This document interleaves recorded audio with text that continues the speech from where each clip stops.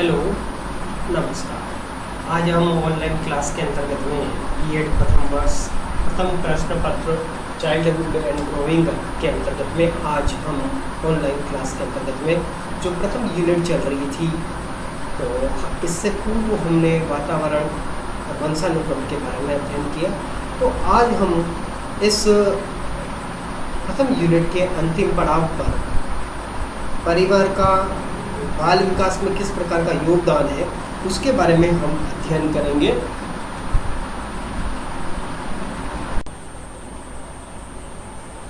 तो आज का जो हमारा टॉपिक है वह है परिवार का बाल विकास में योगदान।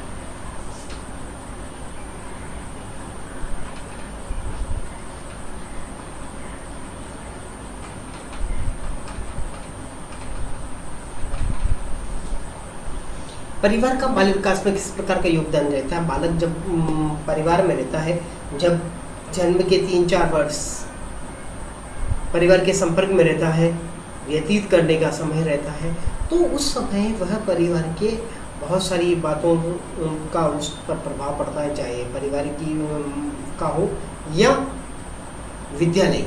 ये सामाजिक और विद्यालय दोनों परिवेश में पहुंचता है और इस परिवेश में पहुंचने के बाद में उसकी जो वातावरण का जो प्रभाव है, यानी बालक की प्रथम सीढ़ी, विकास की प्रथम सीढ़ी परिवार में ही विकसित और आगे बढ़ती है।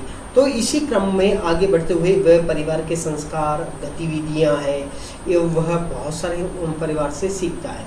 तो आज हम परिवार का बाल विकास में किस प्रकार योगदान है तो उसके बारे में अध्ययन करेंगे।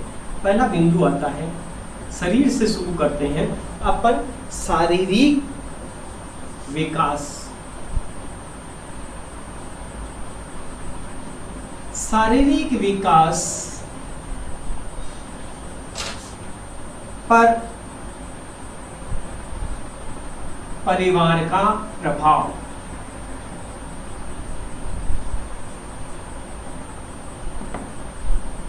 परिवार में बच्चे ने जन्म लिया, जन्म लेने के बाद में उस परिवार की स्थिति ठीक है, उसको सही पौष्टिक आहार मिला तो उसका शारीरिक विकास सही ढंग से होगा। और यदि पौष्टिक आहार उसको नहीं मिला तो उसको लाभ नहीं मिल पाएगा।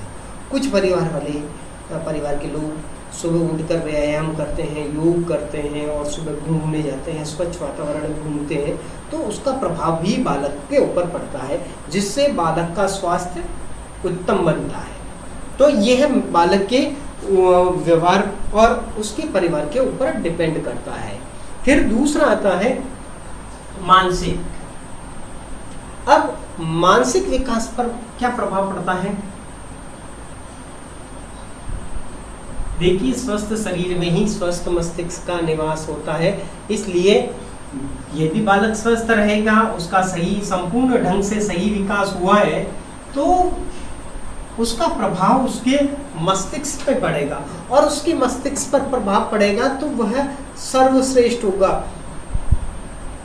परिवार की सोच भी उसके ऊपर लागू होगी। मेरी सोच ये है कि नारी का सम्मान करना चाहिए, ठीक है ना। और ये सोच मुझे कहाँ से मिली है? अपने परिवार से मिली है, अपने पारिवारिक पीढ़ी दर पीढ़ी हमें यह अपने वंश से मिली है। तो ये मानसिक विकास, यानी मेरी मानसिकता यह है कि हमें दूसरों की सहायता करनी चाहिए। तो इस प्रकार धीरे धीरे वह मानसिकता प्रगाढ़ रूप ले लेती है। फिर नेक्स्ट है संवेगात्मक विकास। संवेगात्मक विकास पर प्रभाव।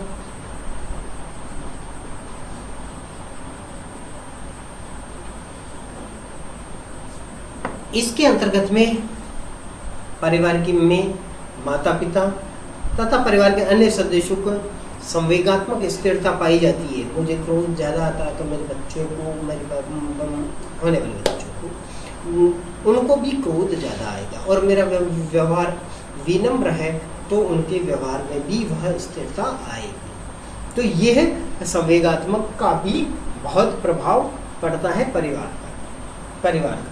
फिर भाषा विकास पर, भाषा विकास पर परिवार का बहुत प्रभाव पड़ता है। मैं एक शब्द नहीं बोल सकता हूँ, स को स बोलता हूँ, तो मेरे बच्चों पर उसका प्रभाव पड़ेगा। परिवार के बहुत सारे लोग इस प्रकार अशुद्ध बोलते हैं तो वह बालक भी अशुद्ध बोलेगा। तो इस प्रकार भाषा पर भी परिवार का बहुत अधिक प्रभाव पड़ता है। इसके साथ में ही सामाजिक विकास पर, सामाजिक विकास पर प्रभाव। अब सामाजिक विकास पर देखो, परिवार के सदस्य मिलकर रहते हैं, एक दूसरे की सहायता करते हैं, अपने पड़ोसियों की सहायता करते हैं, तो वह बालक के अंदर भी वह गुण विद्यमान होंगे और वह दूसरों की सहायता के लिए तत्पर रहेगा। तो इस प्रकार यदि बालक, परिवार के लोग आपस में जुड़कर रहेंगे, मिलजुल कर रहेंगे, दूसरों की सहायता करेंगे, सामाजिक प्रतिष्ठा उनकी अच्छी है, तो उस बालक के ऊपर भी उसका प्रभाव पड़ता है। फिर नेक्स्ट आता है चारित्रिक विकास पर प्रभाव। देखिए, चारित्रिक विकास परिवार के ऊपर बहुत अधिक डिपेंड करता है। चारित्रिक विकास पर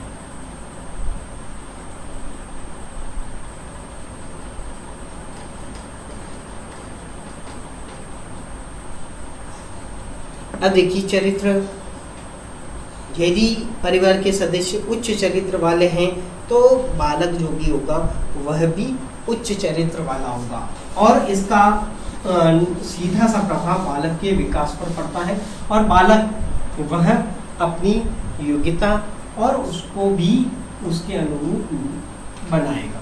और बालक का जो चरित्र का निर्माण होता है, सुबह उठ के अपने बड़ों के पांव छूना, उनसे आशीर्वाद लेना और उनका आदर सम्मान करना, तो बालक भी क्या करेगा, अपने परिवार की माता पिता को देखकर उनका अनुसरण करता है। इसके साथ में ही सृजनात्मक विकास पर प्रभाव क्या पड़ेगा, नई नई खोज करता है बालक, सृजनात्मक विकास पर प्रभाव।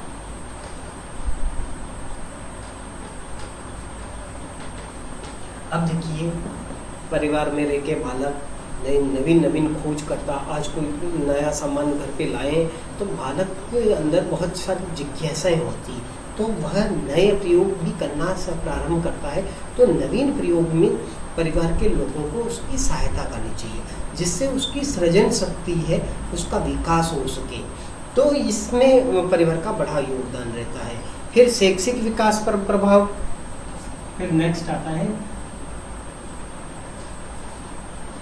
शैक्षिक विकास पर प्रभाव। मैं आगे नहीं लिख रहा हूँ क्योंकि अब देखिए, परिवार के लोग शिक्षित होंगे तो अपने बालकों को सही मार्गदर्शन देंगे और उनको सही ढंग से पढ़ने के तरीके बताएंगे और उनको प्रेरित करेंगे कि इस प्रकार पढ़ना चाहिए। तो ये शैक्षिक विकास पर उसका प्रभाव पड़ता है। फिर मूल्यों के विकास पर। अब मूल्यों के विकास पर प्रभाव। अब मैं हमेशा ईमानदारी से काम करता हूँ, मैं झूठ नहीं बोलता हूँ, सदैव सत्य बोलता हूँ, ये मेरे मूल्य आदर्श है और इन मूल्यों पर ही मैं कार्य करूँगा। तो अब मेरे बच्चे भी इस पर अनुसरण करेंगे। फिर दक्षता के विकास पर बात।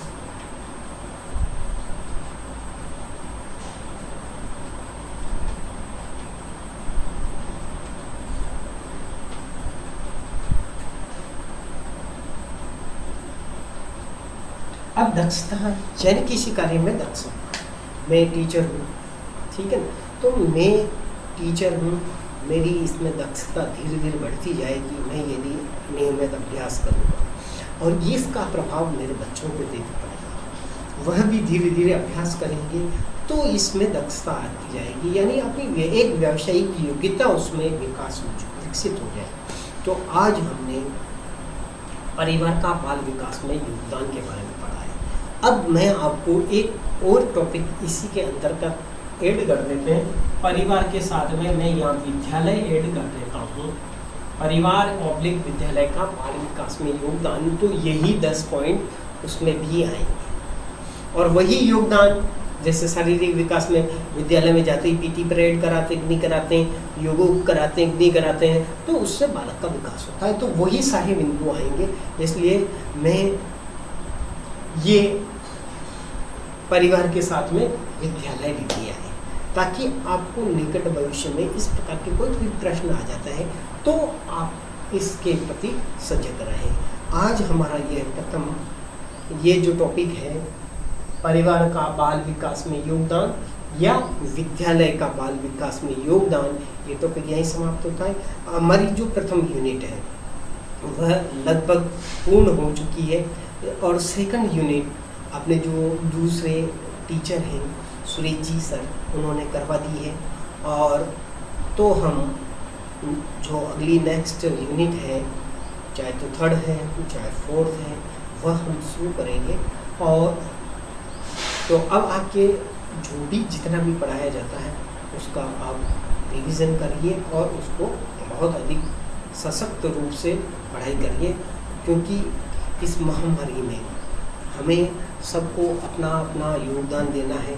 तो आप सभी अपने पड़ोसियों से इस महाबीमारी से बचने के लिए उनको कहिए कि जो 18 साल से ऊपर की आयु के हैं वह जाकर कोविड सेंटर पे या किसी स्वास्थ्य केंद्र पर जाकर टीकाकरण का अभियान जो चल रहा है, जो उस पर टीकाकरण का कार्यक्रम है, तो वह अपना टीका लगाने का कष्ट करें। और सबसे जितने जागरूक कर सकते हो मास्क पहने और 2 गज की दूरी रखें और बार बार हाथ को साबुन से धोएं। और घर से बाहर बहुत अति आवश्यक है तभी बाहर निकलें, घर से बाहर वरना नहीं निकलें। आप सुरक्षित रहोगे तो परिवार सुरक्षित रहेगा। जय हिंद, जय भारत।